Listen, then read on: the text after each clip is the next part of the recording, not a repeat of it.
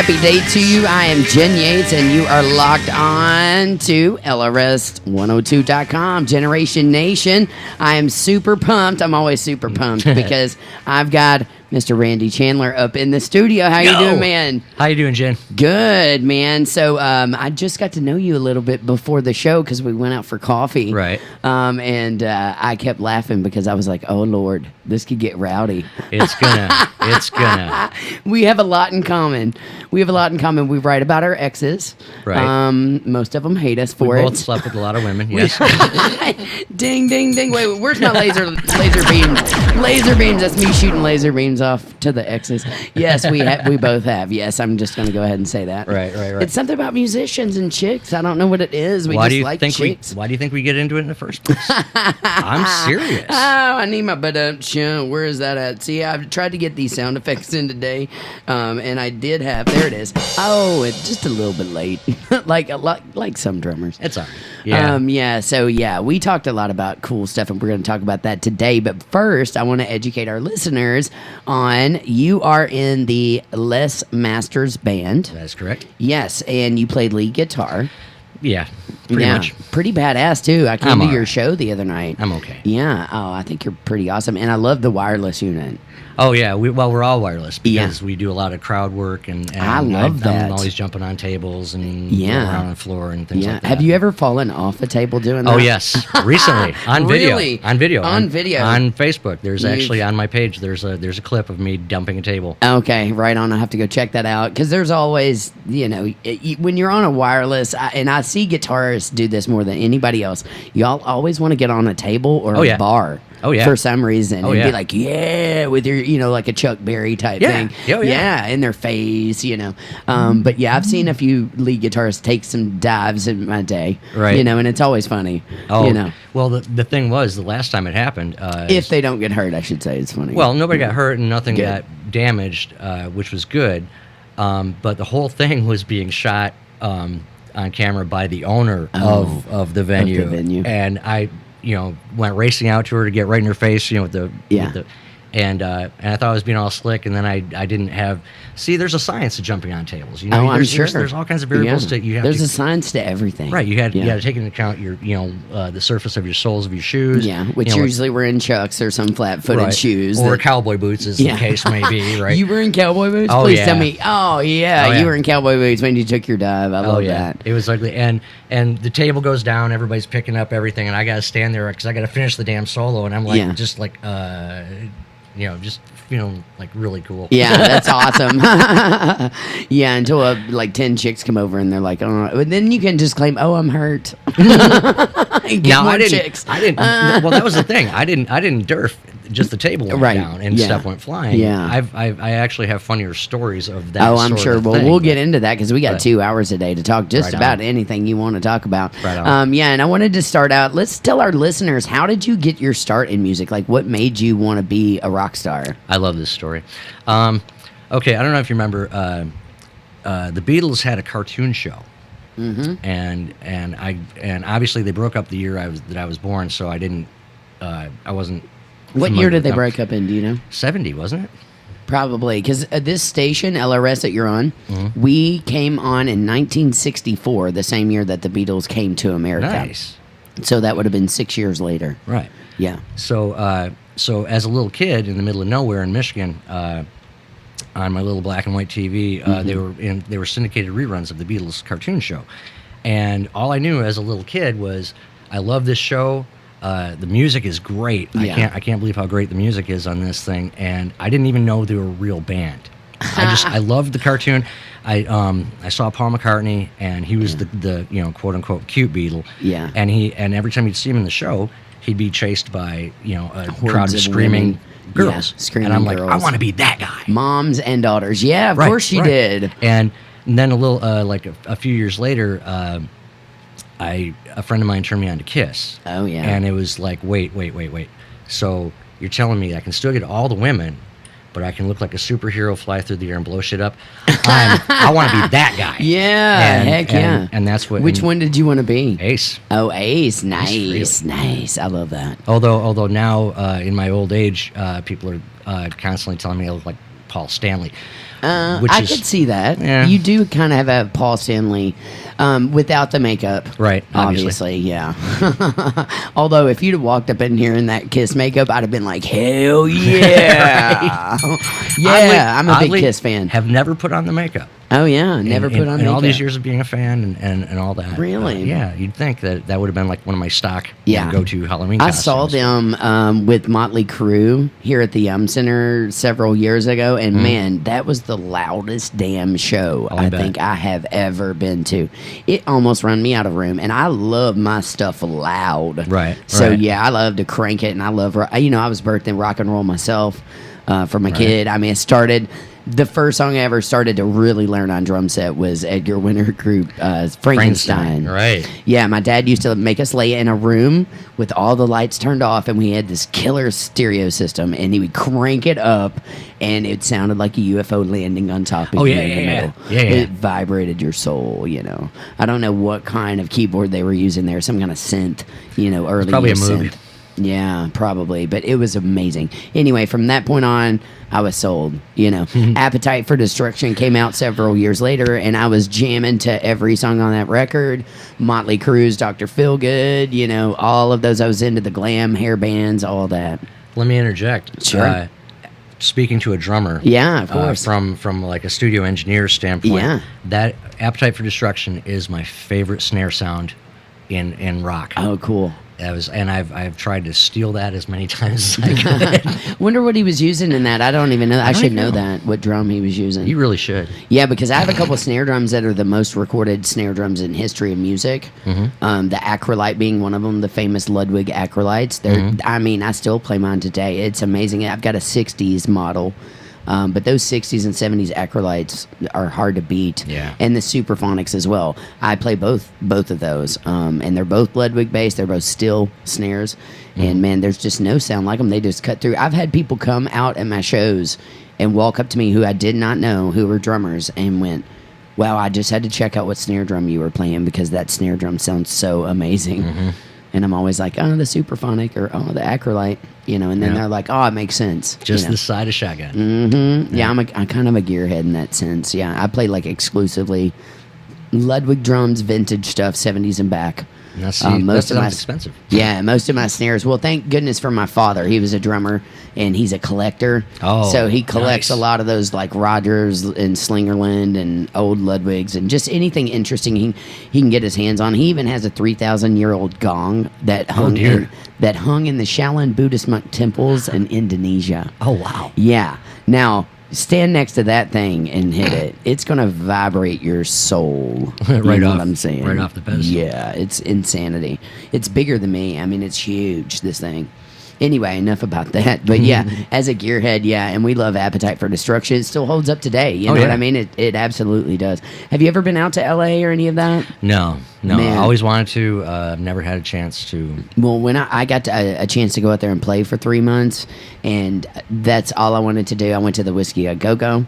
I went to the Rainbow Room and sat where the Hollywood vampires sitting right there. Alice Cooper and Slash and all of them. See, Alice is my hero. Oh yeah. Well, my parents were huge fans of Alice Cooper when I was growing up. This is the big guillotine act and all that. I talk about the shock rockers all the time. We actually had a drag king in here on my show who's been doing Alice Cooper since '73. Yeah, I thought, how wild. He's coming here too. He's coming here to Louisville soon. I forget where it is. I think he might be at the Palace or Mercury Ballroom. He's somewhere. Well, you mean Alice? Or yeah, Alice Cooper. Yeah, he's going to be here. I think November 19th at the Palace. Probably. Yeah, he's a great show. For those of you out there listening who've never been to an Alice Cooper show, he's a great show. And he is a true artist. What I consider a true artist is someone who writes about their life, who writes about things. And I love the shock rock stuff. I've always been a big fan of that. I feel like I took a little bit of that from growing up with that. Right. Oh, yeah. Because I love to write shocking things in my music. Dark. Darkness, Creepy. yeah. Yep. And we were talking about this, and we're going to get into it. Being an artist, you can literally do anything you want. Guns N' Roses can kill the chick off and bury her in the backyard. Right. In a song, the Dixie Chicks can put Earl in the trunk and drive him Right, off into right, the river. right, You know what right. I'm saying? You can do anything you want in songs, and I love that concept. You can do things. It's an imaginary world for you to create and express emotions and to get stuff out. Right, right. That you can't necessarily do in everyday life. Which brings me to my new album. All right. Yeah, exactly. So let's talk about this, because we were talking about how much we write about our exes and how when we meet girls, they're always like, "Oh, you're a songwriter. I want you to write a song about us."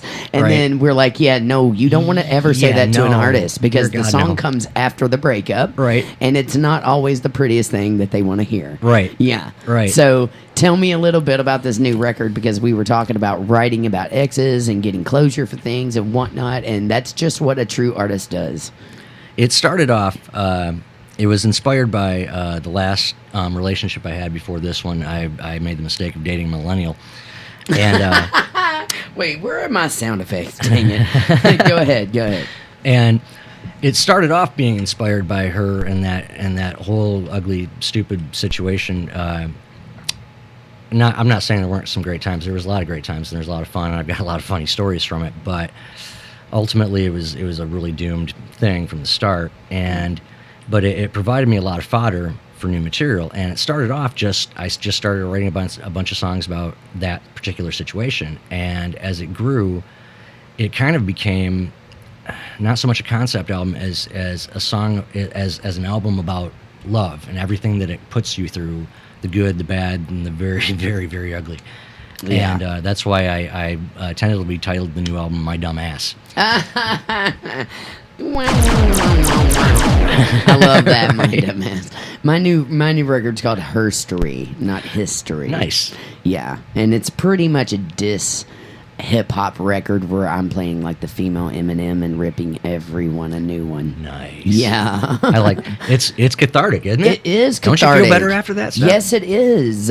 Yeah, I was telling you, I want to just get this out. Facebook memories can be a Right. pain in the ass. Yes. Let's just Oh, say yes. that. Oh, yes. So I wake up today and I'm looking at my Facebook memories. I always like to look and compare and contrast. What was I doing 5 years ago today compared to what I'm doing today, and vice versa. Right. And I woke up and I was on a boat. It was the solar eclipse. Do you remember the eclipse where you had to get the special glasses to watch 2 years ago? The girl I was talking about is going to have a memory coming up from that day too. So she gets to see We're my still face coming today. across your timelines. That's what I laugh about too. I'm like, they can block me all they want, but I'm still going to come across that was the a great thing. timeline. I deleted all trace of her on my stuff, so now when Yeah. the memories come up, I just remember where I was, but I don't have to see her or Yeah. know anything about her. So By it's the way, nice. I wrote a song called "Block a Bitch," and I'm the bitch that they block in the Right. song, and it actually samples the '80s song "Rumors" by Club Nouveau. Nice. Look at all these rumors surrounding you every day. Do Yeah. you need some time to clear your name? Look at all Right. these rumors. I can't take it no more. My best friend said there's one out there of you and the girl next door. So block a bitch. Yeah. So anyway, Nice. I wrote that because of social media. I feel like the block is like some people think it's some secret power. It's like, oh, I don't like him, I'm gonna block him. I'm like, it's really not that powerful. And just No. FYI, if you block me in real life, it still applies when I Yeah. see you out on this. Oh, yeah. Oh, yeah. Oh, yeah. Ghosting. It's a whole new concept when social media came into the forefront, because both of us are old enough to Right. to Right. have grown up without it, Right. and without cell phones, and without anything that could record us at any moment. Thank God. Yeah, no Thank kidding, right? God, because Yeah. holy I know, right? Yeah. So back to the story. 2 years ago on the solar eclipse, I'm on the boat in Ohio River, crossing, having a great time with my friends, and I get a breakup text Oh God. from someone in their 40s who I've known for over 20 years. Now, who does that? Right. Have you ever gotten a breakup text? Oh yeah. Oh, okay, right on. Well, maybe it's just me. That was my first, and I was not too happy about it. At first, I thought it was a joke, but I went on and had my little solar eclipse party. But now looking back, I'm like, oh, that's painful. At least she didn't send it to you on Christmas Day like mine did. Oh, So yeah, that's not good. Yeah. Don't break, And not only that, I'm my person who I enjoy closure. So, and when I'm not granted it, that's when you're gonna get your song. So I wasn't granted it. Right. So I went on to wrote Bougie, my last single solo song about her. Right. So I did get that out of it, and that was my closure, for this. So talking about music, talking about original pieces of art, when we like to write, that's when you get your song, when you're heartbroken and you just do not understand.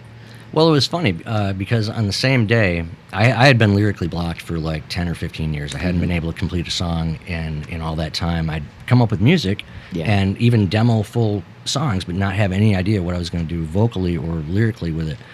And this situation just lent itself to all kinds of stuff coming to me all the time. And I ended up writing 2 songs in one day, and they couldn't be more different from each other. The one was probably the only happy love song I've ever written in my entire life. Wow. And it's called Always and Never. And so you must have loved her, because I find it hard to write songs when I'm happy. I did. Well, I wasn't happy when I wrote it. That was the thing. We were she used me as a side piece for quite a while while she went back to her boss, and oh, these stories. But she came back to me when he got cancer and started dying, and she said, I've had enough of that, so I'm going to go back to this guy. But so, but I wrote Always and Never, and then immediately after that was finished, I wrote a song called Fuck That Bitch. Ding, ding, money in the tip jar. You crack me up. Yeah, just put it all out there. Yeah, and I do thank her for the inspiration, and I'm in a much better place now. I'm actually in a healthy relationship, probably the only healthy relationship I've been in since 1995. Oh wow! Good for you. I got this wonderful girl. She's ultra supportive. Awesome. Wonderful. She's supportive of the musician lifestyle too. Yeah. It seems like she likes nothing better than go see me play, which is awesome. Hey, that is cool. I can definitely speak for this because I've been playing here in Louisville for over 21 years. And prior to that, I was playing for many years before I came here in bands. And it's really hard for musicians to find someone to date who, one, will not get in their way, two, stay out of their way when they're working, which is when we're playing, we're working, people. It's not fun for us. It is fun. No, it is fun. But it's work. But it's still work. You know what I mean? It's like going to work every day. When you're done, that's when all the fun happens, But also at the same time, I just think it's hard for musicians to find people who are supportive, who don't want the attention, who will come to the gigs and kind of stay out of the way or whatnot. Right. It is hard because if you're a 9-to-5er, you do not understand that lifestyle. Well, she's a singer herself, and actually recorded an album in Nashville and a number of years ago, and she writes lyrics. So we bonded. That was how we bonded. Nice. She had posted. We had met. And she posted something about how nothing spurs your creativity like happiness or heartache. Yeah. And so that sucked me in right there. I'm like going, hey, I want to talk to you about how you write, because this is how I write, because I've never been able to come up with anything from a happy place. Right. Yeah. No, I feel you on that. It's hard. And at the time, I was really out of control. I was kind of, that last situation messed me up for a while. Yeah. And so for the entire month of March, I was men behaving badly, and just it kind of got to the point where I got to stop this, and I need help. I need a handler. I need somebody to go to the gigs with me, make sure I don't get blackout, and make sure I get home okay and everything. And that's kind of how it started. But it very quickly grew into something more, because she's like I said, she's a wonderful human being. She's a great girl. Hi, Cindy. Good for you. Hi. Love you, baby. But, yeah. So hi, yes, and thank all of our listeners for tuning in today. Right. You're locked on to LRS 102. I got listeners. I got people tuning in from all over the country. That's which is good. Really cool. We love that. I know. The one cool thing now about LRS, the Walrus 102, LRS 102, the Walrus. We're Louisville's rock stream. We've been around forever. And nowadays it's new school. You can stream us right on your little phone or your iPad or your computer. It's a beautiful If you're thing. at home working from home, it is a beautiful thing. Yeah, and they'll be able to go back and check this out as well on the archive, so it's cool. Let's get back to the Les Masters Band. Yeah. How did you get involved with Les Masters? I love this story too. Okay. Dave Clare and his son Johnny. Yes. We had put together a band called 18 Strings. It was kind of a hybrid acoustic electric band. And it was a great concept, and it was a lot of fun. We just couldn't seem to get it booked. Yeah. And we had hosted an open mic night at Billiards for a while, and through that we actually met everybody that's in the band now, which is kind of cool. Les had showed up to a couple of those. He'd met them at the jam at Kingpin, I believe. Okay. And when he came in to get up and play, they're like, "This guy's gonna get up and do some old school country." I'm like, going, "Yeah, you guys go ahead." And but I ended up like, "No, I know that song. Here, I want to play this song with you." Yeah, of course. And it's hard for any musician to watch, right? Yeah. And I like to watch, but musician. Well, that works too. Whatever works. But we're all voyeurs in our own right. In our own ways. I'm not gonna say I'm not either. Right. Mm-hmm. But the Les had booked a couple of gigs, and he'd been using some of our friends, local musicians and stuff for duo gigs, trio gigs, here and there. And he called up Dave because Dave was a new contact and was into the kind. Dave listens to more country than I do, obviously. Yeah. And so he had a little bit more of affinity for it. And Les called him up one day and said, "Hey, I got some gigs booked. I need some backup." And Dave said, "Well, do you need me or do you need the whole band?" He goes, "Well, hell, bring the whole band if you can." Sure. And I heard, "Oh, it's a country gig? Yeah, you guys go ahead." Because I'm not a country guy. And to be honest, you're a rocker, man. To be honest, country guitar, that's a whole different language. Oh, yeah, I am not fluent in whatsoever. And I always say a Nashville guitar player would shoot me dead in the street if he saw me how I was doing. Oh yeah, yeah. And you're more like California rock and roll, right? Yeah, right. And so the gig got closer, and I started looking at the song list. I'm like, and they seem to be having a lot of fun with the rehearsals and everything. And it got closer, and I started looking at the song list. I'm like, I know that song. I know this. I'm gonna come out and sit with you guys. And Dave said, "No. Oh, hell no. If you're coming out, you're bringing your stuff and you're playing the whole night, and you're going to learn these damn songs." I'm like, okay, all right. And I kind of did it, we all kind of did it as a lark, like as not as a joke, but for me, I was thinking, okay, how many songs am I going to get in before somebody starts throwing something at me? What was the set list like? It was a lot of country. Old school country, new school country, a little new school, mostly old school. Okay. I mean, a lot of the stuff that I grew up on. So there was some common ground, and because there's that southern rocky kind of crossover-y stuff too. Yeah, that's probably my gateway right there. But Skinnerd. So we got to the end of the first gig, and it was Molly Malone's in St. Matthews, and we got to the end of the first gig, and I remember thinking, whew, I can't believe I just pulled that shit off. Oh my God. Thank God I don't have to do that again. Yeah. Here comes Les. Well, fellas, I just booked 4 more gigs here. I got this festival. I got this outdoor gig. I'm like, shit. Now I got to learn this. I still haven't learned the songs, but I was able to fake my way. Well, you know what? I came to see you play one of your gigs, and I couldn't tell you didn't know anything. It felt like you knew everything. Well, it's 2 years of faking it, so by now I've got it. I've got it dialed into where. Yeah, I want to give a shout out to Misty B, Misty B. She is wonderful. She's been filling us in with us for a few dates on this run. We're booked from now till Thanksgiving without a weekend off, and nice. We all have home lives, and ladies at home, the wonderful ladies of the LMB, Carol, Rachel, Stacy, Cindy, and Carla, wonderful people. We overbooked. And overbooked. without really considering our other halves, and it came to a head, but we were able to work out a situation where everybody was happy, and we can keep the lineup together the way we want it. But in the meantime, Misty's been filling in for us. Cool. She'll be with us this weekend at the shop in Brandenburg. Yeah, I was gonna say she's the reason I know who you guys are, because I got to play a couple. She's the reason I'm here her. today. Yeah, exactly. Yeah, so thank you, Misty B, for that. Yeah. I got to play a few gigs with her in random spots in Kentucky, and really dug playing with her, because drummers always need a great bass player. Yeah, exactly. And bass players always look for a great drummer. Because we are the foundation of the whole thing. And when it gels, there's like few things that are as cool as that. Exactly. Yeah, and I know just from I've lost 2 really close musicians to me who one was my bass player of the past 10 years or so.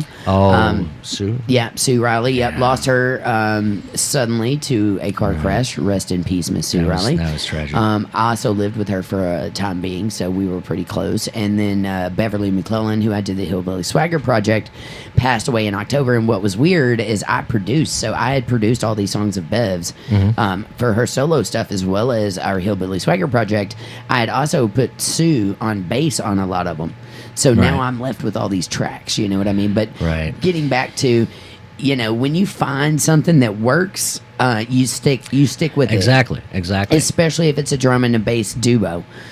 Just because it's hard to find that spark, anybody can play music, right? You know, and there's lots that can play music well, but to me, it's all about the chemistry. It is more than anything else, and that is the number one factor in our success, I think, as a band, because you all had great chemistry together. When I watch you, it looks like y'all are having a lot of fun. You're playing off of each other. Well, it's been 2 years, and usually at this point in any other band, you're ready to kill each other. Yeah, we look forward to seeing each other at rehearsal, which is you know, and I've always hated rehearsal, but I actually look forward to it with this band. That's cool. When you look forward to rehearsals, you know you're doing it, and right. it's such a weird, eclectic group of people, but it worked. Like, well, for instance, Les and I do a lot of writing.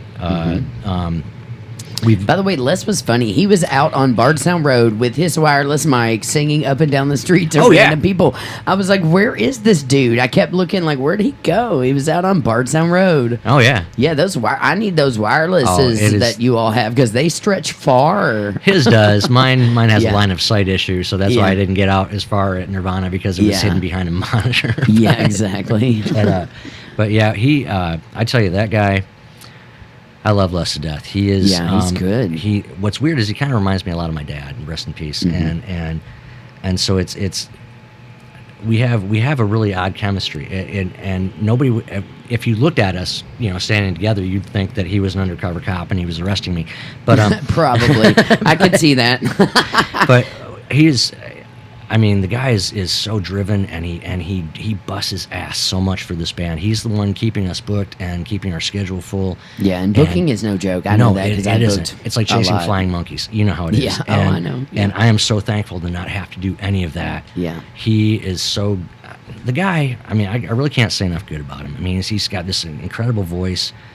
This long history in the music business. He used to be rhythm guitar player and backup vocalist for Steve Wariner. Oh, cool! So Steve Wariner is from my hometown. Wow! Darren Russell. Yeah, I grew up playing a lot of music with Steve Wariner. In fact, Steve Wariner's and his brother are from Russell County. I'm from Adair. My dad was a musician in that area. He played with the Dawnbreakers, Johnny Pierce. He toured with a lot of the early Exile Cats. Steve Wariner's steel guitar player, Beckham Collins, who's his cousin as well, owned the only music store in anywhere around where I was. He still does. Well, he still does. He is since passed, but his family still owns it. But I grew up going to steel guitar conventions, playing those when I was like 10 to 12 years old, and it was run by Steve Wariner's pedal steel player and cousin. Nice. Beckham Collins. Small world. Yes, it is a small world. So Steve Wariner, one of the most famous songwriters to ever get down in Nashville. He's had a string of hits in the 80s. He wrote Holes in the Floor of Heaven. He's written a lot for Garth Brooks. Right. Yeah, he's a great player. And his brother is a great drummer, Terry. Right. Yeah. And in addition to that, Les also had a career. He had a #1 hit on the gospel charts. I couldn't tell you what it's called, and we're not going to play it. But Les does? Yeah, he did. I had no idea. I know the things you find out about people. Yeah, and, I want to hear that on the Christian charts. We've all had kind of interesting little asides in our, like, for instance, Dave Clare, when he was living in Nashville, he was assigned to remix J.J. Cale's entire catalog. Interesting. Like remaster, remix. And so I used to own a studio up in Michigan, and so I produced. Where is Les from? Is he from? He's from Paintsville, Kentucky. Yeah, that's what he told me. The same town that spawned Loretta Lynn, Dwight Yoakam, Chris Stapleton. I think. There's a whole highway. I forget what the highway is there that spawned every major music star in Kentucky that's in country music. And we were Ricky Skaggs, we were supposed to do a big show in Paintsville in October, but the venue isn't ready, so we got to postpone it. So I'm hoping after the first year, when the weather gets a little bit better, we're going to actually go do that gig, because we really want to do it for Les, because it's his hometown, and it's a great band. We have so much fun with this, and to back him up in his hometown and help him, show off a little bit. Oh yeah. Those little hometown gigs are awesome. Yeah. I am from Lake Cumberland, obviously a Dairy County represent. Right. And I had a band down there called White Horse. I grew up playing country music. Oh, God. Really. My dad was the lone rocker of the whole bunch, but my whole family were bluegrass musicians and gospel musicians. Oh, wow. Yeah. Yeah, so I had this big background in like mostly stringed, family members who played stringed instruments. My grandmother played banjo and organ and guitar. And I had a cousin who majored in mandolin playing down in Texas and bluegrass. I was just playing all over. But I played down there from the time I was a kid. We got to open up for Tim McGraw. I opened up for the Kentucky Headhunters. Were next door over. Nice. Did a lot of work with Greg Martin later on in radio and whatnot. Right. But I hadn't played my hometown in like 20-something years until like last year or year before last. Oh, wow. They asked us to reunite the White Horse Band, which I was in when I was like 13 years old until I came to Louisville, which was 13 to 21. So I was with them for a long time. And we toured all around places. Or playing places I probably should not have been playing when I was so young. Well. But I reunited 20 years later and get to go back. And there was over 14,000 people, they said, that showed up and played. We opened for Doug Stone, who's a big country music artist. Right. Yeah, who wrote I'd Be Better Off in a Pine Box on a slow train out of Georgia. Yeah, nice. What a great song, right? Anyway, so yeah, going back and playing your hometown, those are meaningful little gigs. You want to like show off a little bit. Now, see, I would love to do that. Go back to Michigan, but nobody would show up. Well, what part of Michigan again? Well, I was born in Flint, where the water's poisoned. Yeah, and then ooh, yeah. Have they ever gotten that taken care of? They still have not. Still have not. Man, we need to get on our government about that. It's ridiculous. There's no money in the community because the employment's so high. Nobody's paying taxes, so there's no taxes. You know what they did with all that money? They put it into your damn airport. Yeah. In Detroit. Have you been? Sure you've been to that airport, haven't you? They got like a light show when you walk through. I'm like, now who needs to put money in that? And when you can't even have water. Clean water, non-toxic water. Exactly, yes. And then I came down here from Saginaw, which, along with Flint and Detroit, frequently tops the is in the top 5 lists of most dangerous cities per capita. Mm-hmm. So coming down here to Louisville, I'd never lived in a city I'd never spent, as an adult, I'd never lived in a city that big. And I'm nonviolent. I'm not confrontational. I don't want no trouble. Right. And I'm not a fighter. I'm not going to beat your ass at the drop of a dime. Right. So I figured, man, I'm going to get eaten up in this city. So I changed my appearance. I cut off all my hair, and that's where the black hair started. And I figured if I walked around looking like I just killed somebody, people would leave me alone. Yeah. I get to Louisville, and what do I run into? Hi, sweetie. Hi, dude. Hey, man. How you doing? Like everybody's so nice. I know. And I felt like a dick. Yeah. How does one of those feel? Because I would not know. I bet you wouldn't. Oh, only when shopping. Yeah. Yeah. But yeah, that's hilarious. Anytime I leave to go back home, about E-Town South, when you start taking all the country back roads. Right. Because I have to pass the Lincoln birthplace. Right. National Park on my way. Everybody starts waving at you. I always know when I'm close to home when everybody starts waving at you when they're driving. Oh, yeah. Oh, rest in peace. See, I thought Broadway was shut down because we've got a 5-year-old in town, it sounds like. But obviously it's not. Yeah, we're not going to go there. No, but, we don't want to avoid that at all costs. I think this show today should be the oasis in the midst of all that bullshit. It is.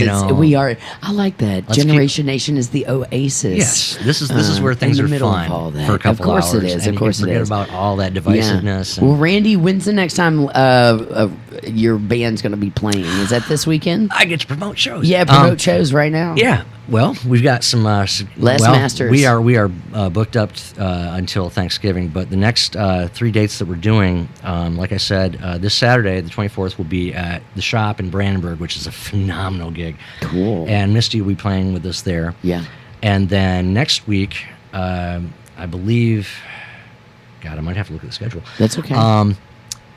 Yeah, we just want people to come as much as possible. I know next week. Next week is we got billiards on Friday, which is a lot of fun, and then County Line on Saturday. Oh yeah, the County Line. Always fun. Oh yeah, all these. County Line. We've been blessed with. These are some of the best gigs I've ever done in my life. We actually got to do the opening of River Stage last year. Yeah, River Stage is. Oh yeah, and we had Max Maxwell on here yesterday. Yeah, and I mean, a lot of my musician friends, they've played to crowds like that. They do it all the time, and it's no big deal. But for me, that was the biggest crowd I'd ever played to.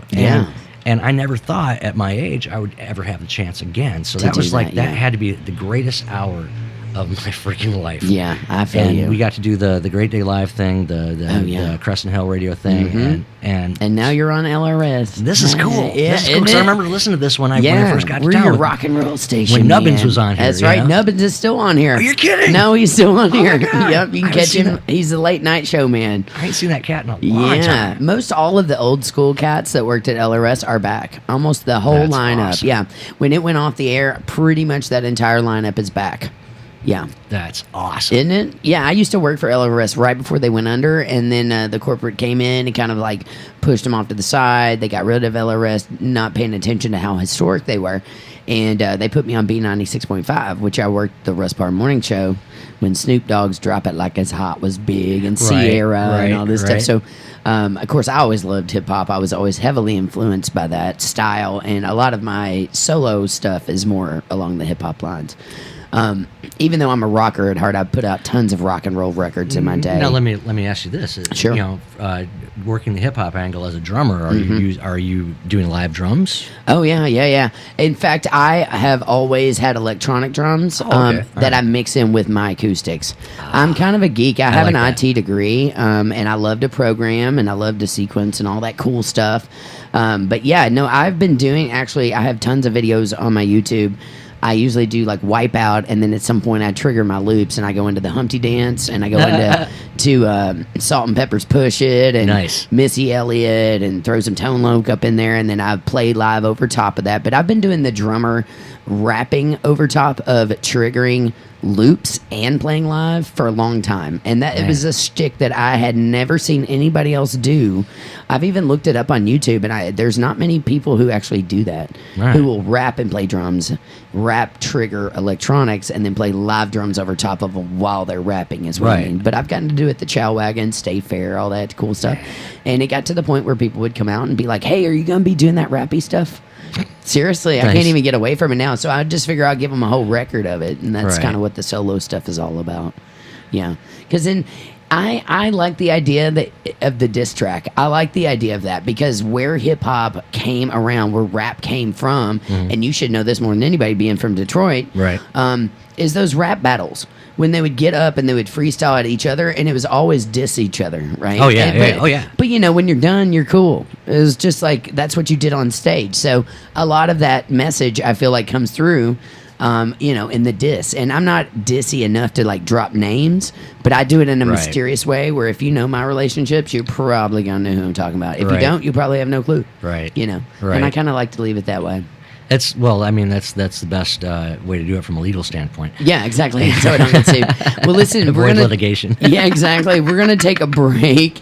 I am joined by Randy Chandler of the Les Masters Band, and we were talking about Kiss earlier. So we're gonna rock and roll all night. It's Kiss. You're locked on to LRS102.com, The Walrus.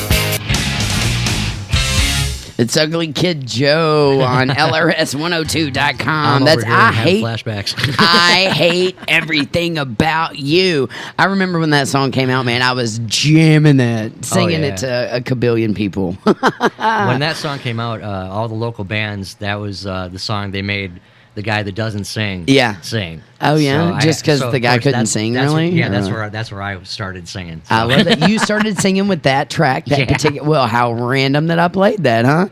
I just happened to find that in my library today and was like, oh yeah, let's throw some Ugly Kid Joe up on there, man. Oh, yeah. Yeah, that was a great song, man. I've had to play that one a few times in cover bands, and that one's just always fun to throw down on drums. Yeah. You get to really throw it down there toward the end. It's fun to put down the guitar and just front it too. So I bet. Yeah. I love that. Never had to sing that one. Oh yeah. It always make me sing the most random stuff, and I don't know. With the blues rock trio that I fill in for, I do Last Dance with Mary Jane. Well, everybody, I always get Janice. That is like the easiest Tom Petty well, song that's to say. that's good because that's what I need. You know what I'm saying? Right. I don't sing. No, but I've had to do lots of Janice in my day, stuff like that. You know, everybody hears my voice and they're like, "Oh, you should do Janice." Janice is actually much higher than me. Yeah. Yeah. Yeah, she's just scratchy like you. Yeah, scratchy. Yeah, it's because we both drank a lot in our day. Drank a lot. Yeah. See, I have to do things like Turn the Page and Purple Bob Rain. Seger. Oh yeah, and 3 a.m. by Matchbox 20. Rain. Oh, I love 3 a.m. Yeah. Did you ever know the history behind that song? He wrote it when his mom was dying from cancer. Yeah, something like that, or maybe his grandmother is what I heard. Something like that. I don't 3 hear it in a.m. the She lyrics, must be but- lonely. I don't hear it in the lyrics, but it kind of reminded me of a few exes. Yeah, don't they all? Don't they all? They do. I love that you love women as much as I do. I do. I love and hate them at the same time. I do. Yeah. It's been an incredible journey to get to where I am now, and as much as hey, we're still alive. it's scarred me, Yeah. but it's also provided me with endless fodder for material. Yes, same. That's what I always say. I feel like us artists have to go through heartbreak multiple times so that we do have some sort of inspiration to pull from for Right. our artistic side. Right. Somebody just recently started posting a meme that was like, date your local musician, then break up with them so we get some good music out of it.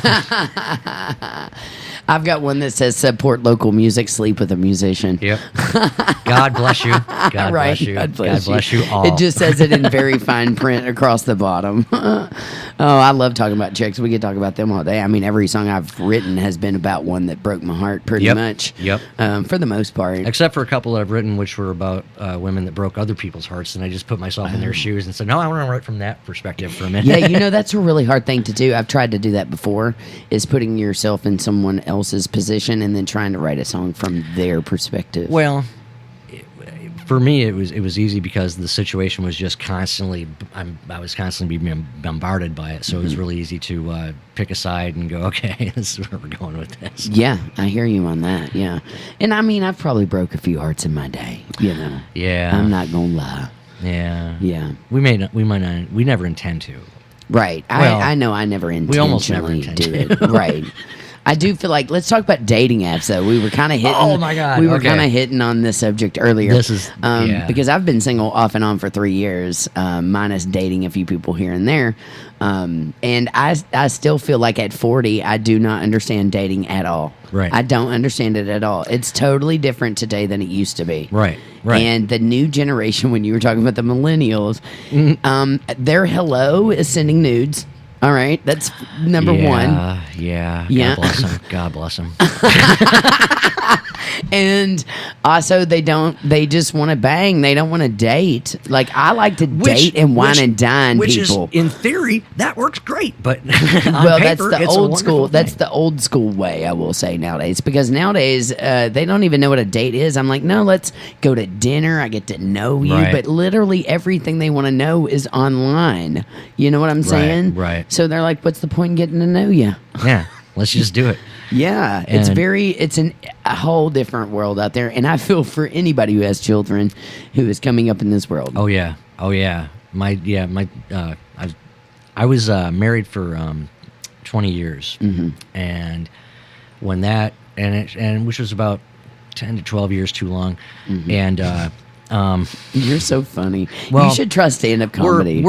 I've been working on a type 5 for Oh, like a good 10 years. I can tell But, you're funny. You make but me laugh. The ex-wife and I are on good terms, and everything's cool, and it just wasn't working anymore. Gelling, right? And so I ended up being single and being lonely, and I discovered like the dating sites. And Which one first up? Christian Mingle? No. Farmers.com. Of course. Farmers.com. There's so many. There's one for everything now. I know. Metalhead dating, you know. Yeah, exactly. But most chicks like that are too metal for me. It's like, Yeah. no. And Oh, there's some metal chicks But out I there. did, I've met like- quite a few of them. I did the OkCupid, the Plenty of Fish, Tinder, Bumble. POF. I've got a great story from each of those, but that's all I've got. Okay. Yeah, I went out on some interesting dates. That's what and, you should write about, a song about that. I write about social media quite often in my songs. I had this one This was like the first actual date, where I was meeting her in person and the whole nine and going to pick her up. Well, okay. If you know anything about Louisville, you probably get a kick out of this. Well, I know everybody here has slept with everybody else. Seems like it. Oh, I think it actually has happened. I think you and I have Eskimo brothers and sisters all over this town, probably, and well across the bridge. Every state, man, every state. I have. There's a bar across the bridge where it's nothing but my Eskimo brothers and sisters. I love that. So is it named the Eskimo Bros? No, it should be. It should be renamed, but. Yeah. There was this one girl, and I met her on Plenty of Fish, and cute picture. She seemed cool. She was into good music, and it was like, okay, well, we're Now, I had to pick her up on the corner of 15th and Oak. Okay. Because I know where that is. That was where the halfway house was. Oh. That she was staying at because she'd just been released from prison after doing 4 years for cooking meth. Okay? Oh, no. Now, I knew all of this going into the date. Oh, why did you go on the date? Because I feel that everybody deserves a second chance. I mean, what would Jesus do, right? And well, I agree. Right? I agree with that. And he wouldn't judge. And it I picked her up and we had a fun time. Of course, I had to get her back by curfew. But get Cinderella back. Get Cinderella back for the shoes. Yeah. Right. And you noticed every major story is over a damn pair of shoes. The Wizard of Oz is the same way. Yeah. Literally, that Cinderella, whole story is because some girl left her shoes behind. Some girl stole her shoes. So we had it was a fun time, and a few days later, I had to go downtown and pick up my daughter from work, but I didn't want to go downtown at the time she got out because of the traffic and everything. So I figured, well, I'll go down a couple hours early. I'll swing by and I'll see this girl, At the halfway house. I'll surprise her, right? At the halfway house. Which is a bad idea. At the halfway house. Right, yeah. It literally is like that's what she said. You could just keep throwing it in there. Right. And so I'm sitting there, I texted her. I'm like, hey, what are you doing? She's like, nothing. Where are you at? I'm like, going out front of your house. She goes, oh, okay, I'll be down in a few. Half an hour later. Mm-hmm. Well, that's any chick. Right. Half an hour later, she comes down, gets in the car. I swear I did, like, a double take. Like one of those. Yeah, because it was, did it so hard my headphones fell off. But because it was like, this is the first time I'd seen her in the light of day. Oh, no. Without makeup or no, just during the daylight hours? Daylight hours, yeah. And I was like, Butterface? I goes, honey, how old are you? She goes, how old did I say in my profile? I goes, 42. She goes, oh, I guess that's not an answer. Yeah. She turned out to be older than me, and that sounds horribly shallow. Oh, I thought you were going to say she was way young. That was about to scare me. No. Way older. No, I've never been scared of the young ones. Yeah. But, you're funny. But she, her looks are and everything. I know. I agree. She, and I'm like, yeah.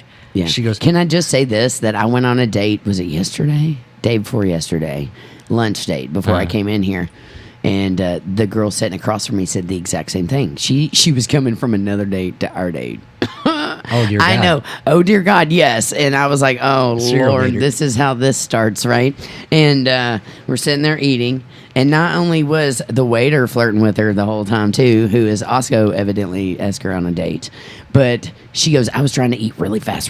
And she met this person on Tinder, another dating site.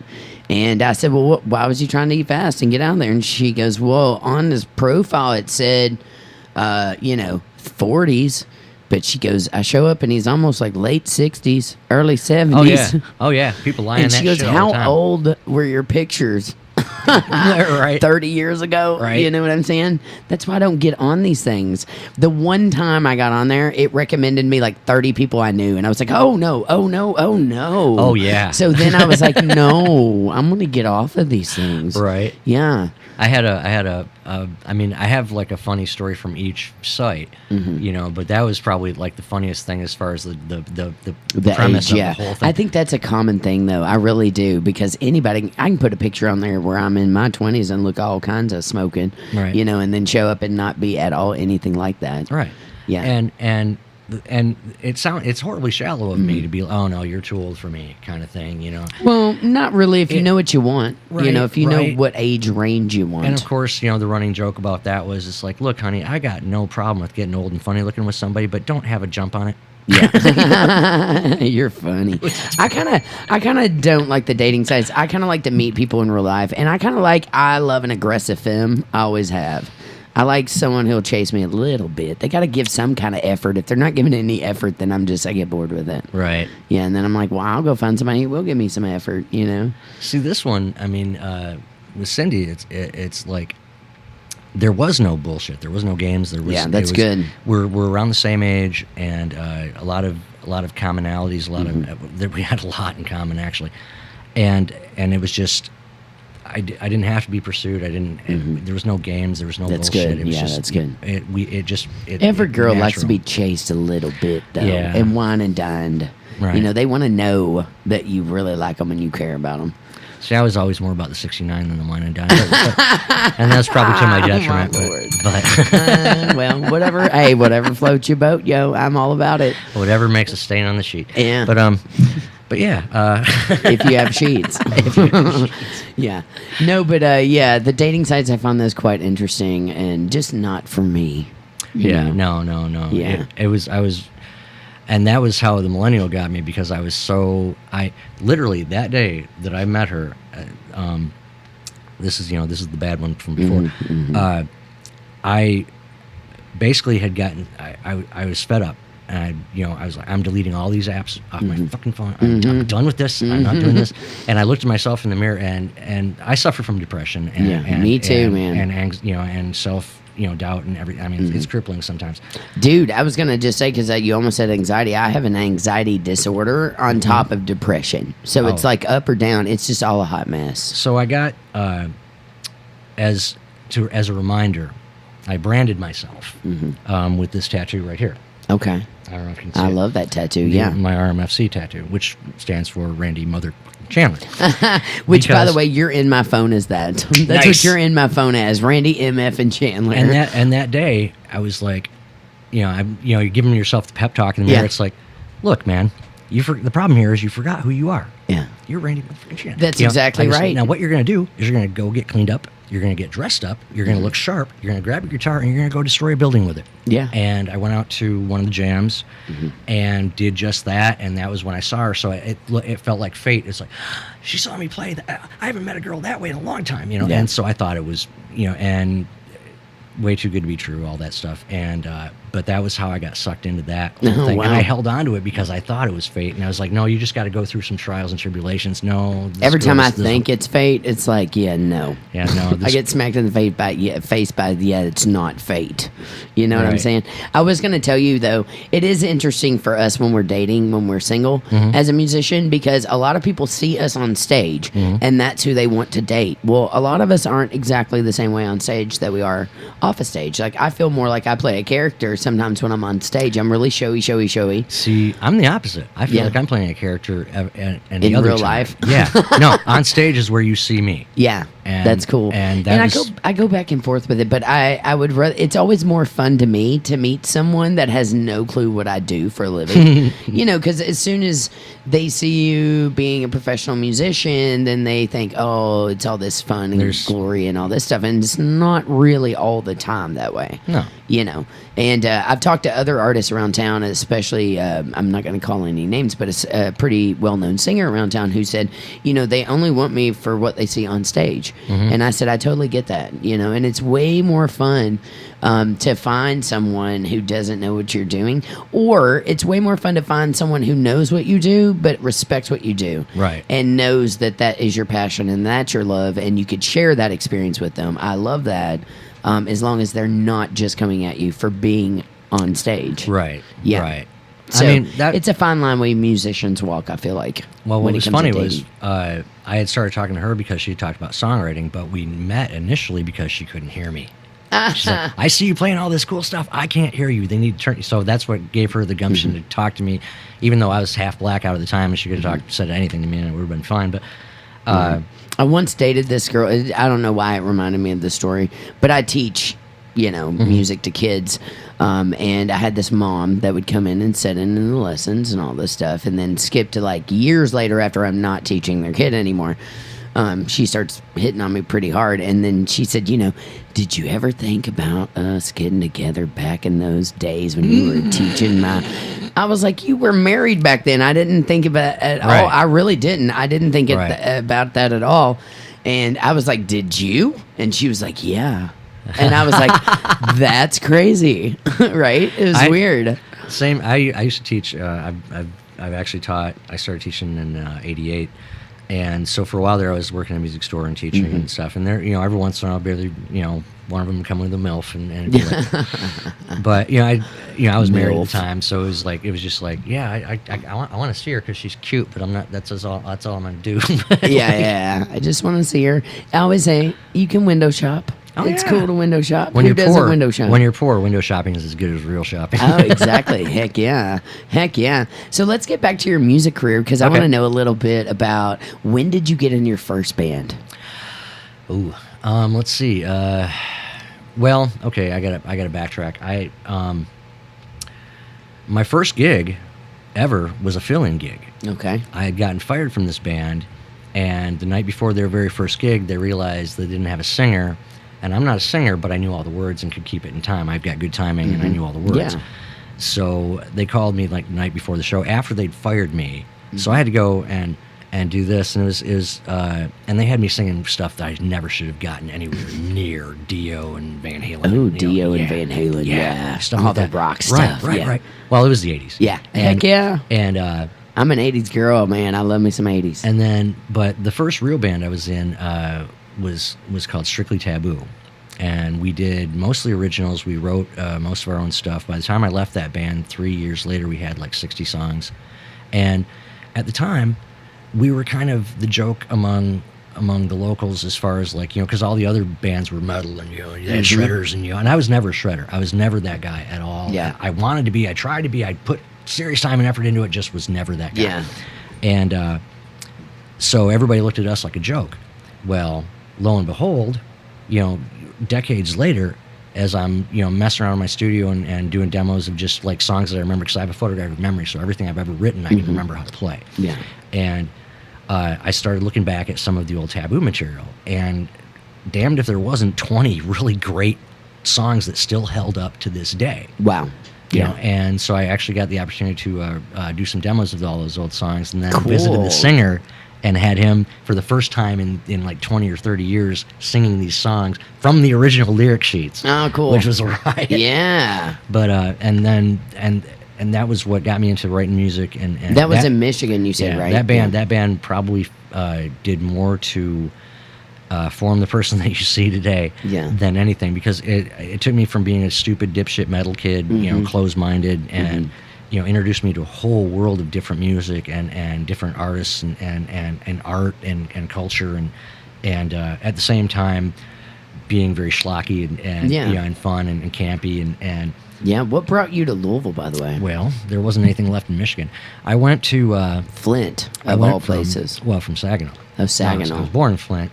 I was actually raised in a town called Gaines, which is about the size of this microphone. And but I ended up moving up to Saginaw, and that's probably where I spent the most time out of my Michigan life, was in Saginaw. And at one point, I had 5 or 6 different sources of income that were all legal, above board. I owned a studio. I worked for a title insurance company. I love that you throw in that we're all legal. Right.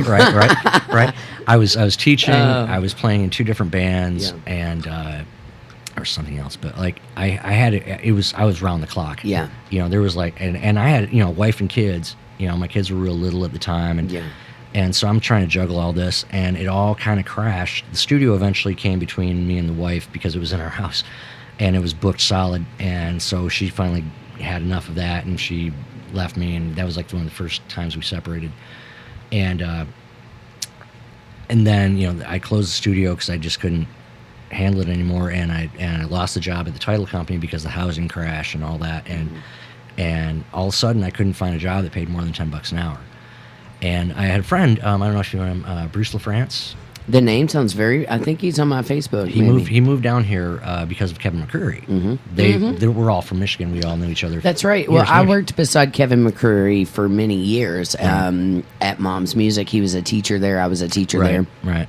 A lot of the metal guys were there. Yeah. I loved Kevin, man. He was just a walking encyclopedia of everything. Right. He taught me a lot of stuff. Exactly.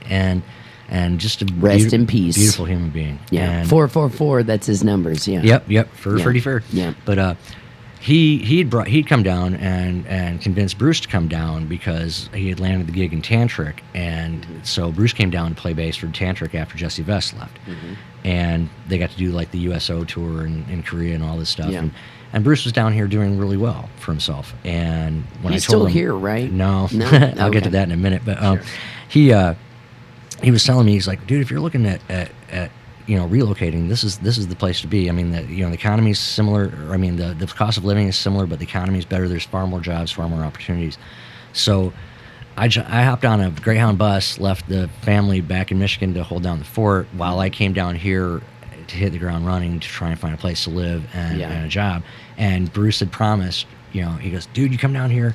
I got work for you right off the bus every night. I got a place for you to stay. I got a vehicle for you to drive around to interviews. I got you set up, man. Just get down here. I'm like, all right. I show up. He picks me up at the bus station. He goes, hey, listen, you're probably going to have to get a hold of Tori, my nephew, see if you can stay with him. And the car's not running. And I do have one gig for you in a week and a half. I'm like, okay. So I came down with $60 in my pocket on a Greyhound. You sound like Madonna going to New York City. It was kind of this, except that I had a whole family to figure out. Yeah, exactly. And so I was lucky enough to get into this job at a screen printing shop called New Image Graphics. Wonderful job. I miss it to death. And then I ended up going to Zenith Logistics, the Kroger warehouse. And hey man, whatever works. I worked at Kroger. I was a bagger for a little while. no, this was at the warehouse. Oh, okay. I was in the freezer, which is like 15 below. Oh wow. They estimate you in the average department, and on the average, they estimate that each person lifts between 20 and 30,000 pounds a day. Dang. Yeah, so that's a lot. At almost 50, it's starting to wear on me, so I had to leave that job. So but I got down here and we got all set up, and we struggled for years because we were living out in the East End and not making the money that you're supposed to make if you're living out in the East End. East End is expensive. Yeah. I just left the East End like a couple of months ago. You did? Yeah, so I've been struggling all this time. But now you in the dirty South. I like the South End, man. Yeah. So far everything's cool. I've always had some friends down here, and I can't complain. I love. I like to make fun of Louisville just in general, just because I feel like I can, because I'm not from here. I'm a Highlander, true and true. I've been in the Highlands on and off, and every time I get away from the Highlands, I go back to the Highlands. But I love to make fun of the South, the dirty South, because I did live over there for a while. Oh yeah, and there is some rednecks over there. But here's the but can I tell you my thought on it? Is I'm actually from the country where we we go and we squeeze the udders from the cows. Raised on a farm. Me too. And I grew up working a lot on tobacco farming, at tobacco farms. Kentucky. Yeah, stripping tobacco and stuff like that. So I come up here, and all the South Enders are like, I'm a redneck. Meanwhile, they get in their Corolla and go back to their apartment. And I'm like, okay, you can't be a I mean, I guess you can like the music, but you're not really a redneck unless, I feel like unless you've actually done work on a farm.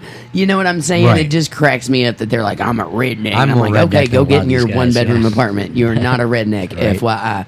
Just because you wear a hat that says God bless America. You know what I mean? Or whatever. You listen to Conway 20. Okay. You know what I'm saying? It just cracks me up. Being someone who actually does come from a farm town, a very small, and growing up and doing that. Half of these people have not milked a cow. They have not found chickens with, caught eggs from chickens. Never or jumped out of raised. a hayloft. No, never partied in a barn. They don't even know what a barn is. Is there a barn on the South End? Now, see, you know what I'm saying? I do have an interesting side effect from being. That's mine. Oh, I was like, sorry, but I was going to say, you didn't have something. Yeah. But I do have an interesting side effect from being raised on a farm, though. What's that? I absolutely detest cows and chickens, because So you actually grew up literally on a farm? on a farm. Yep. You you never know it from looking at me, but I did. And And I hate cows. I will always eat them. Yeah. I could never be a vegetarian or a vegan because I hate it's so cows. hard for me to do. I love a steak. And every time a steak comes to me, it's like, cow must die. Mm-hmm. And so bacon, man, bacon. Yeah, oh, them pigs too. I never had anything against pigs, but they're delicious, so they got kind of lumped into. Yeah. But the chickens, the cows, I just thought were useless except for the milk and the meat. Mm-hmm. Other than that, they make shitty pets. They don't listen. You can't train them. They're not. They're actually pretty smart, they say. Not from what I've seen. Okay. And I've learned every swear word I know because of cows. But getting out at 4:00 in the morning and roaming through the fields and cow tipping, man. Fields. I used to take the girls cow tipping and snipe hunting. But we also I was sexually harassed as a small child by a rooster. Oh, so wow. if you've ever been sexually harassed by poultry, it's scarring. It really is. It really is. My gosh. No, what had happened? I don't even want to know this story. No, that might no, be you the do. first story. Oh, no, I you do. Okay. No, you do. This is pretty funny. And there wasn't any actual. There wasn't any molestation. Yeah, I hear you. No, what had happened was. Let's see what had happened was. Mm-hmm. We had chickens, and one night the neighbor's dog came down the road and killed all the chickens. Oh no! So we had a rooster and no chickens. Mm-hmm. Well, the next size thing that was chicken size was me at 3 years old. Oh no! So this you rooster, were super young. Oh yeah, this rooster was. Roosters can be very mean. I only know Yes. this because I have an uncle that they called Baney Rooster. Right. His name is Baney, and they called him a Baney Rooster. And evidently, Baney Roosters are very angry animals. That's exactly they what will this attack was. you. That's exactly what this was. See, I thought it hated me. I thought it wanted to kill me. No, it was trying to fuck me. But now the thing is, you're killing me. And it trapped me in the barn one day. I was oblivious. Right. And I'm out playing in the yard, and the chicken, the rooster chases me into the barn. Well, this is how I remember the story. We'll go into what actually happened later, but this is how I remember the story. Sure. I'm trapped in this barn. I got to get like 100 feet up to the house from the barn, and there's this rooster, and I know it's going to get me. Telemarketer. You should answer it and be like, "Hi, I'll give him my ex's phone number." There you go.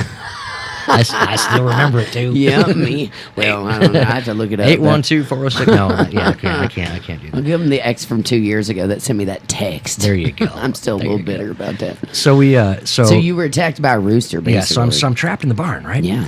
And I'm looking around for a weapon, and so I see a golf club. I'm like, all right. So I grab that golf club in the barn. That's random. Well, we had all kinds of odd stuff in there, but I was gonna say you grabbed a rake or a hoe or a spade or a shovel. I think it was a putter because it's probably the only thing I could lift. Yeah. And at 3. Yeah. Right. Yeah. And so I'm sneaking out.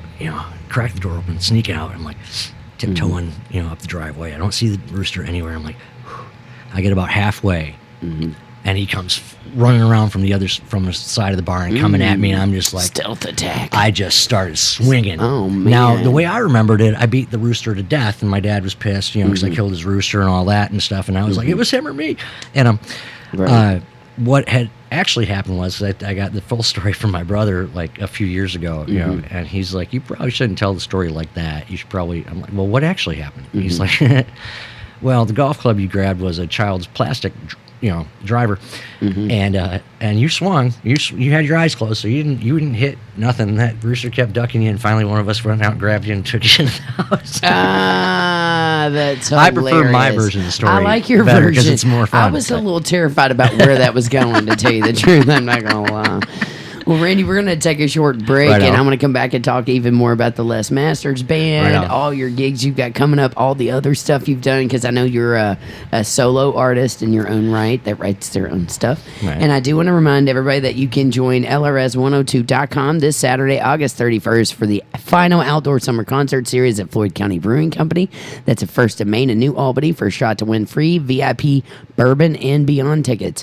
LRS will be broadcasting live from 8 to 11 with music from Golden Ticket someday soon, Chris Rubino, and the Newburgh Soul. So come taste fantastic craft beer at the best outdoor venue in the region and listen to great live music with the Walrus at Floyd County Brewing Company. Woo-hoo. Yeah, and you said you like some Chemical Romance. I do. So we're going to throw some of those guys on. It's I'm Not Okay, I Promise on LRS102.com. It's the devil inside. You're locked onto LRS102.com. Jyneration Nation. I am the generator, Yates, and I'm joined by Randy Chandler of the Les Masters Band today. How you doing, Randy? How you doing out there, LRS? Yeah. No, that was cute. What I said was, how you doing out there, LRS? What do you think about NXS? I was a huge fan of NXS back in the day. I auditioned for NXS. Did you really? When they did the Rockstar NXS show. Yeah. The auditions came to Saginaw, and oh, cool. I didn't think I was going to make it or anything like that, but I was writing for the local paper. I was a journalist at the time, covering the local music scene up there, and so I thought, what a great angle for the article to actually go and audition myself. Yeah. So that way you get. Heck yeah, that's a badass gig to get. Oh, hell Audition yeah. for NXS. I'm a huge fan of all rock and roll, but I was a big new age, like with the new wave generation of rock and roll. I really dug. That's funny too, because like the new wave stuff in the 80s, I always say, like, the stuff I used to listen to now, I never listened to. And the stuff that I hated then, like the new wave, because it was anti-metal, anti-metal, I was a big Cure fan. I like kind of the darkness of the new wave. Now, see, my son, he like on his own got into the Cure and like Dinosaur Jr. and all this. I've been gay for a long time, 25 years. 25 years to be exact, but I probably would sleep with Robert Smith. He's one of my favorite lyricists, and he's so weird. Yeah. And I'm a sucker for a guy who dresses like a chick for some reason. I don't know why. Maybe I just love that. Maybe that's why I'm here. It's your long hair. Oh, I got to show you a picture. Sexy. You should see me back in the 80s. Tell me a little bit about your son, because he plays music too. My son, Dorian Chandler, or Dorian James, as he's probably going to go by. Dorian James, I love that. So he has his own thing. He's been playing drums since before he was born. Cool. Well, we love that. And he Mama and Daddy gave him a heartbeat, is what I would say. The thing was, I owned a studio, yeah, and it was always in my house, and so I had this coal chamber underneath the living room, old house, and that was where I did the live drums. Yeah. So there was no way to. There was an air chute that went through the middle of it, so there was no way to insulate all the noise. Right. So here's my pregnant wife, 9 months pregnant, sitting on a couch directly above some death metal drummer with a 20-piece kit. Yeah. And just going to town, and my son just starts freaking out. Yeah. And as soon as he could hold sticks, Kicking, he was hitting man. stuff. Yeah. And I'm the exact same way. My dad was a drummer and toured all around Kentucky by the time I was really young. While I was in my mom's, womb, basically, she was taking me to gigs of his. So I always say, when I came out, I had drumsticks in my hand. He put me on a kit by the time I was 3. And I am now 40 years old, and I've never stopped playing drums. I've gotten to tour the world, in theater, and played everywhere you can imagine. I want him to meet you. He wants to meet you, actually. Yeah, I would love to meet him. Absolutely. He actually has a band. Cool. They're starting to get out quite a bit, actually. They're just kids, but you'd never guess it by listening to them and their influences. They're very. The other guys in the band have a lot of blues and folk and indie influences, which I find really interesting. The bass player is really, really good, and the guitar player is got enormous potential. But Dorian, he's coming more from a John Bonham, Travis Barker hybrid. Yeah. Oh, I love Travis Barker too. He's a little bit more into the the pop punk. The pop punk. Yeah, really heavy stuff. Travis Barker was a big marching band cat. Yeah. Oh yeah. Yeah. Oh, you can totally tell it. You can tell by his chops. Yeah, right. And I've seen a lot of his warm up videos and stuff like that he does, and I'm a huge fan of Travis Barker. Of course, studied everything John Bonham's ever done. Right. I taught it. I teach Zeppelin almost on a daily. Yesterday, I was teaching a kid the end of rock and roll. Oh, nice. Yeah, and the kid's like 10 years old, but he can rock out the beginning of rock and roll. So then now we're deciphering the end. Nice. Those are the two hardest part of that song. And I always find it interesting because Bonham, he loves to start songs on like an E or an or an and. A lot of people get turned around when they hear rock and roll because they think it's not in 4/4. It is in 4/4. He starts on the and of 3. Right. You can't start out by counting it on the 1 because if you do, you're going to be adding an extra time by the time you get to the end of it. Well, Black Dog will straight fuck you up. Black Dog is in 5/8. Right. Yeah. So and then the Ocean, I love to teach that one because it's a pattern that does 4/4 into 7/8, and then 4/4 7/8 4/4 7/8. I love all those math rock bands. Yeah, I grew up a big fan of all that stuff. I was a huge Van Halen fan growing up, and I mean, Stuart Copeland. I was born the same week that Keith Moon died. Oh, so wow. I always like to say that I inherited his spirit, his manic spirit a little bit, you know? Although I'm not going to drive up cars into empty pools anytime soon. Right. Or put goldfish in my drums. Or Now, blow see- up dynamite on Ed Sullivan. Now, see, I was born the year that the Beatles broke up and Hendrix died. Yeah, So that's what you said, yeah. It's like, here's my two biggest influences, probably. Yeah. And like, Man, they're both Jimi dead the Hendrix, day yeah. I come along, but getting back to my son, he plays in a band called Jet Ski Hallway. Cool. Jet Ski Hallway. Jet Ski Hallway. Love it. And really interesting band, really kind of unclassifiable, actually. Very original. Yeah. Progressive. And they're writing their own songs, and they're amazing. Yeah, the guy who runs the station, Jim, his son is in Anemic Royalty, and they're out on tour right now. Nice. Yeah, I love to teach kids because I love to give them the tools that they need, and then I stand back and go, oh, wow, now on LRS's lineup and their music, there's kids that, I've taught that there's a band called White Reaper that I had the pleasure of teaching the drummer for now, and they're like selling out headliners and stuff, and they're touring all over the world. Oh, yeah. It's kind of wild.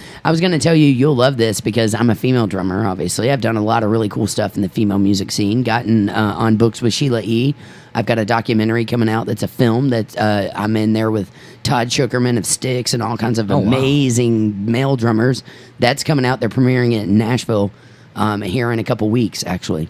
Yeah, so I was going to tell you that when I was playing all around Louisville, somebody nicknamed me Bitch Mitchell. And it's after I love it too. They nicknamed me Bitch Mitchell, and it has always stuck. And it's because of Mitch Mitchell, the famous drummer from Jimi Hendrix. If you didn't have a cool enough name already, that would be like the go-to stage name. Right. Bitch Mitchell is kind of my stage yeah. character. Yeah, I love that. Do you know anything about LRS Fest, since we're talking about like kid bands and stuff like that? God, I hope they're having another one. That's all I know. We are. We're actually doing it. We're bringing it back, and it's the first Saturday in October. Okay. And it's got everybody that's awesome on it. Nonpoint is headlining. Oh, wow. Yeah, but we've also got a lot of local bands around town. There's a band called SWP that is a big metal like kind of band, kind of the band that we saw. That was like 90s glam, 80s man. Hair Those metal. kids, I was like, holy crap! All or Nothing from Birmingham, Alabama. Yeah, they are awesome. Yeah, they really are. It's man, it takes me back because it's the weird thing for me is that that's exactly what I was playing when I was their age. Me too. I was doing the exact like same that. stuff. I had the Ricky Rocket hair. I mean, Yeah. it's a total flashback for me. So it's a riot to actually. Man, Ricky Rocket's a throwback. I got to say though, their guitar player Jacob Mann, who's like the shredder, and back in the day, these are the kind of guys that'd be handing me my ass every day. Yeah. As a guitar player, but I told him, I goes, dude, if you were about 10 years older, I'd wonder if you were my kid. Because Right. Because I know I slept with a lot of women that look like you. That's hilarious. Hey, and you'll love this from a lead guitarist perspective. When I was out in LA, I basically studied under, I had this lead guitarist in the band that already got hired in. Her name is Janet Robbins. And if you don't know who she is, you need to know who she is. Didn't she study under Randy Rhoads? She studied under Randy Rhoads. She was the only female that studied under him. And she went on to do a lot of really cool stuff. She toured with Phantom Lindsay. She was in, what was her all-female band? Wasn't it Precious Phantom Blue? Metal? Precious Metal. Oh, that was the other one. Okay. Yeah, there was like Vixen, and Yep. then there was like Precious Metal, and there were a couple Phantom others. She Blue. was in this big metal band in the 80s, but she went on a tour with Lindsey Buckingham of Fleetwood Mac and do a lot of cool stuff. She's got a band called String Revolution now, and it's all acoustic, Now, and they see- do all these wild covers. I love it when musicians like transition from one genre to another Oh, and delve into different areas. That's probably been the quickest way to improve my playing that I've found is obviously the less thing. I mean, that's a whole different language, and the only thing that's saving me in that band is having taught music theory. Yeah, So I hear you. That's the only thing that got me. Yeah. Do you all do only covers and less masters? No, we are writing. Okay, we're good. actually working on an EP. We have 3 songs down. already we're Les and I actually wrote another song the other night. Cool. And it's interesting writing with him because I'm coming from obviously a rock and metal and kind of background. He's coming from a gospel, country, blues, thing. Southern area, Kentucky kind of thing, Eastern Kentucky thing. And he reminds me so much of my dad. If I showed you a picture, you'd think it's like, wow, this looks like a younger version of your dad. Wow. And he reminds me so much of him. It's kind of like I think that's where I connect with him. It's just like the same work ethic. My dad was one of those people that everybody loved. Yeah. And he worked his ass off, for his family. He had a lot of health problems. That's what eventually, killed him. And he was on disability, so he couldn't work, but he would work. He had to. Yeah. Not only just to support us, but just he had to. Yeah. How is it, by the way, being a dad and looking at your kid who's now playing rock and roll? Well, I think that would be so cool. It's been just me and him for the last 5 years. Okay. And yeah, because you're kind of a single dad, yeah, right? Kudos to you for being a full-time single dad. I ain't killing it. Yeah. I mean, I don't think any parents out there killing it, just FYI. I mean, I've done, what I can, but I've made a lot of mistakes and I made a lot of bad judgments. And he is a great man already. He just turned 18, so I guess I can say he's a great man. Heck now. yeah, he's a man. And despite of, how he was raised. But the only thing with my kids is I've never sheltered them from anything. I've always been truthful about, like the ugliest things in the world. And I feel like you have to be. Yeah. I mean, I haven't, as parents, you're not always truthful with your kids just for their own good sometimes in personal home situations. But as far as the greater world, I pretty much let them know what was going on. I remember walking in on my daughter Amber, watching Jerry Springer when she was like 4 or 5, and I was like, she probably didn't understand what that was all about. No, she was a really sharp kid. Actually, she might have been older than that, maybe like 7. But Jerry Springer, man. Yeah, and I just Trailer Park TV shows. I just walked in, saw that, and saw her watching it. I goes, do you know what you're watching? She goes, yeah, I watch this all the time.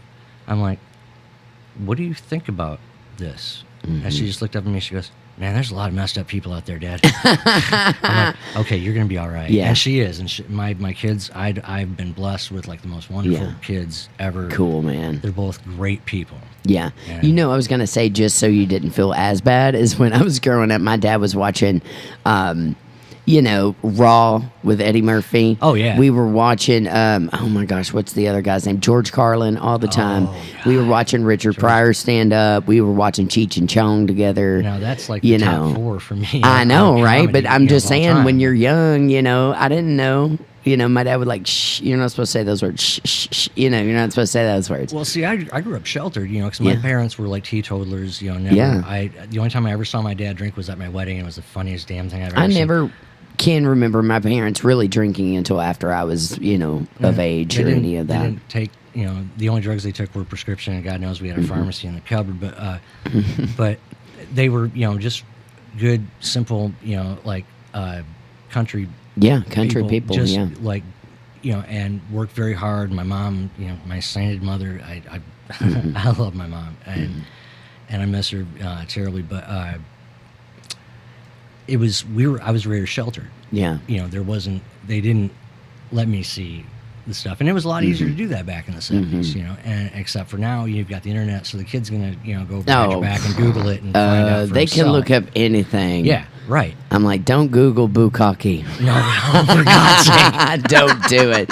Don't do it. One time I accidentally Googled the Golden Girls thinking I was looking up the Golden Girls. Well, don't do that one either. Don't do that one either. And it's older people. It's like 80-year-olds. Oh, yeah. Oh. Now, that's funny because my girlfriend has this fixture with the Hallmark Channel, so I hear that. Thank you for being a friend. And it gets stuck in your freaking head. I have a story about that, too. I had a girl band that played Lincoln Elementary, which they hire in bands for their kids to watch during their lunch hours because it's a music school, a performing arts school for elementary kids. And we went in there and we asked for a request.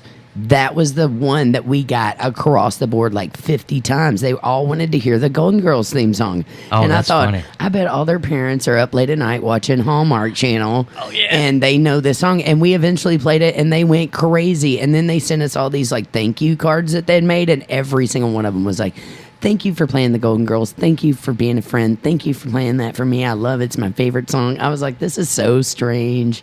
You know what I mean? You know, when the first time talking about sheltered parents and all this, because I grew up in a pretty conservative household. My mom worked for the court systems, you know, and I kind of was a judge's chambers kid. My dad was a lone outlaw musician who was he was an oil and gas inspector for the state, because the Yateses are 6 generations of oil well drillers and water well drillers. My family's pretty much drilled most of the water wells running. You know, if you've got running water in the city of Louisville, they probably help do that. Man, there's a sex toy joke somewhere. Somewhere in there. I was going to tell you the first time I ever saw tits. You'll love this story. You'll love this story. Great segue. Yes, it is. Was when Purple Rain came out. I had a refrigerator box, and we were playing in the refrigerator box. And my parents would always be like, "Oh, you can't watch this part, kids. You can't watch this part." Well, we poked holes in the side of the box, and I watched. And it was when Apollonia takes off her clothes and jumps into Lake Manatuka. Epic. Except it's not like Manatuka or whatever it is. Right. That was one of my favorite parts ever. And I'm like, I'm pretty sure that was the first time I ever saw tits for the first time. And I knew from that moment on that I was all about some chicks once I saw Apollonia. Yeah. Isn't that wild? That's weird. That I can remember well, we probably shouldn't talk about that. I was pretty sheltered. I was pretty sheltered myself. It's probably why I turned out the way I did, you know. Right. Yeah. So anyway, I just thought that was hilarious. So, you know, if you're going to do it during Prince's Purple Rain, you know. That song, I mean, it's funny, you know, because... Yeah, are you a fan of Prince? I am. Huge fan here. Just enormous respect above all else. I mean, he plays everything. Exactly, and he kills it. And I do Purple Rain every night, and I love the song. You know, we just started doing it as like, okay, here's another song where Les can go take a piss, and you know, hopefully he'll take his wireless with him so he can hear harmonies. So you can hear harmonies from the bathroom. Right. Oh yeah, we do a lot of harmonies and guitar solos. I love that. And, hilarious. You guys are pretty funny, guys and girls, I should say. You're really funny to watch, though. I got a kick out of it at least. It's man. The chemistry and these people that I play with, I mean, these are some of the best people I've ever known. And cool. They've been some of the best family to me. Like I said, Les is like my dad. Yeah. Dave has been like a brother to me since we met, and obviously Johnny. And now Johnny and Dave are dad and son, aren't they? Dave is Johnny's dad. I loved his new drum set the other night, the D-Drum C through the Vista Lights. Oh, yeah. Kind of like the mock of He's endorsed by Diamondback Drum Stacks. Cool. Love that. And he, the thing is, with Johnny, I think I was the one that wanted him to start using a stage name. Yeah. You know, for his last name, because I feel like Johnny is. I don't want anybody ever to think that, he's your drummer because he's Dave's kid. Right. You know, because Johnny is our drummer because he's a badass. Yeah, he's good. And I love. He's a little cutie too. I love his little cowboy hat he had on. He's just such a good kid. Yeah. He's a great guy. I love his energy. It's this band hugs when we see each other. It's like one of them. It's one of them kind of things where.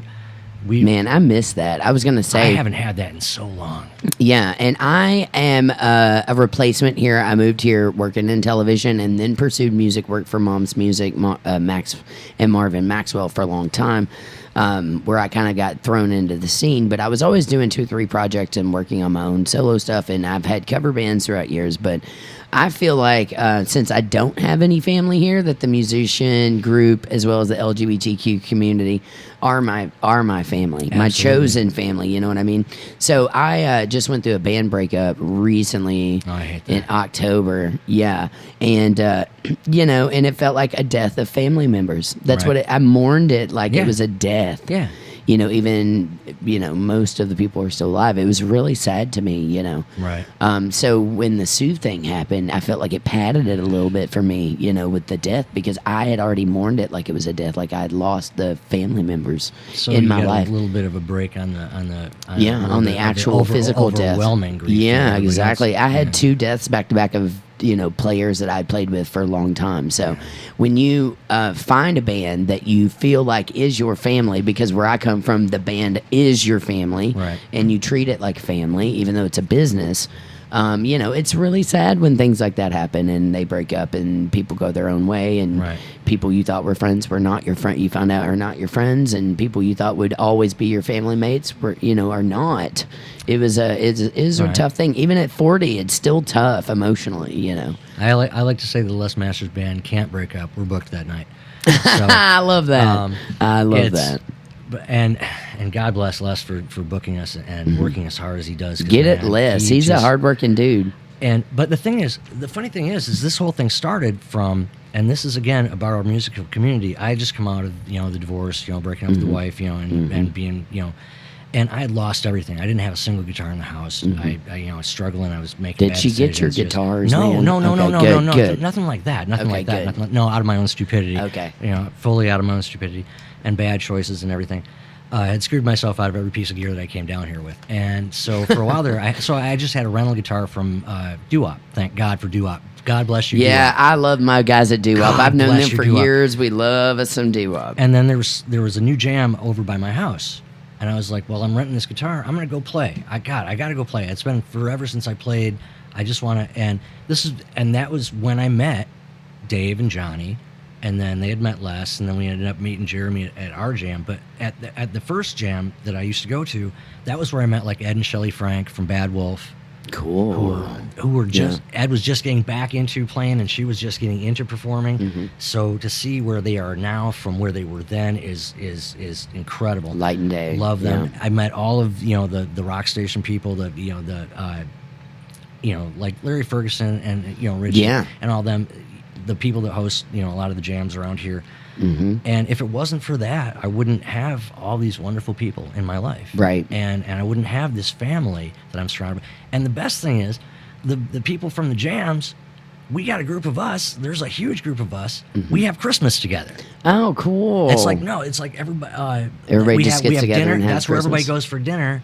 And then we have this big jam afterwards. I love that. It rocks. Dude, you got to invite me to that. Oh, if you're not doing anything Christmas evening, you come along. Usually I don't, so you hit bring a me hand up. drum and we'll have at. Heck yeah, I'll bring whatever you want. I got gongs and anything, just about. And you're jamming with people from the LMB. You're jamming with people from Bad Wolf. You're jamming with people, from like all over. It's and just good people and great food and.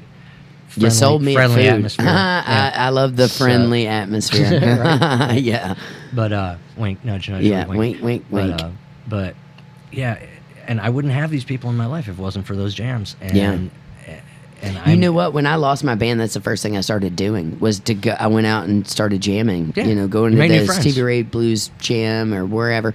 Yeah, I made great friends, and then also networked myself and got some side gigs. And I've always kind of been a side player.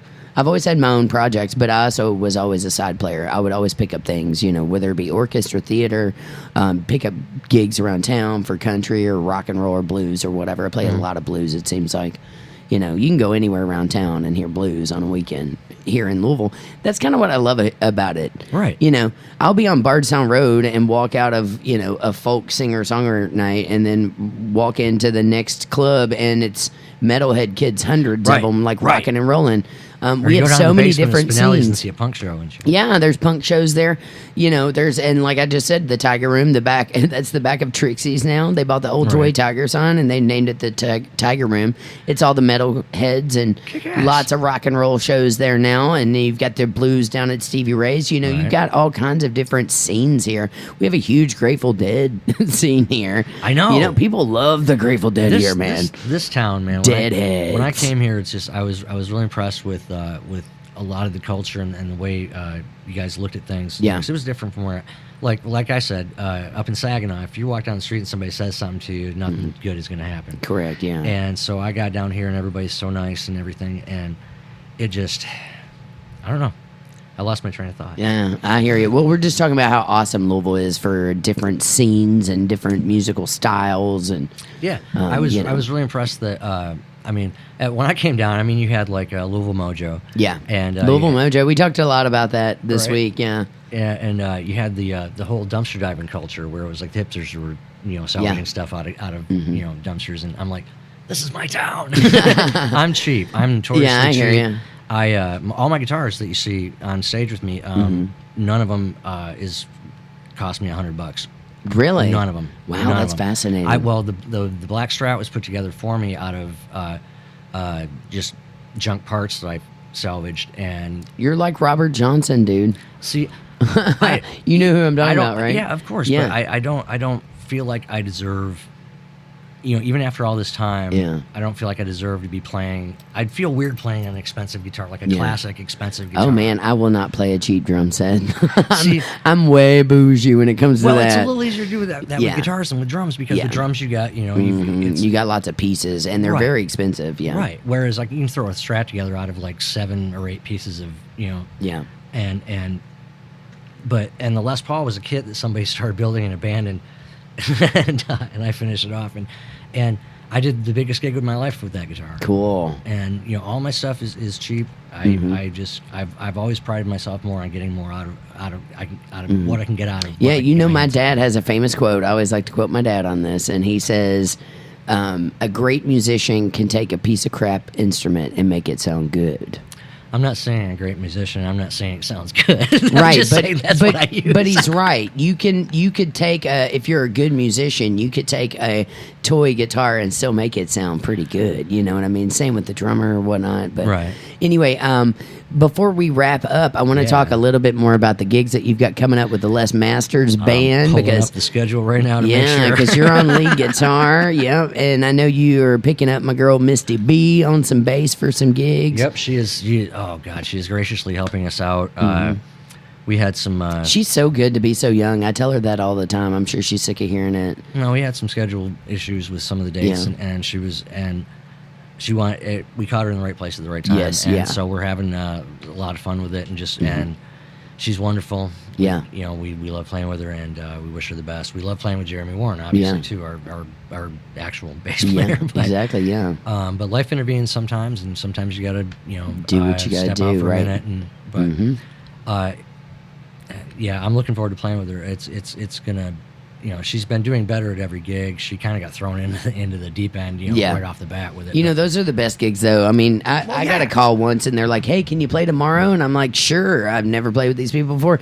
Can you play 45 songs? I'm like, "Before tomorrow?"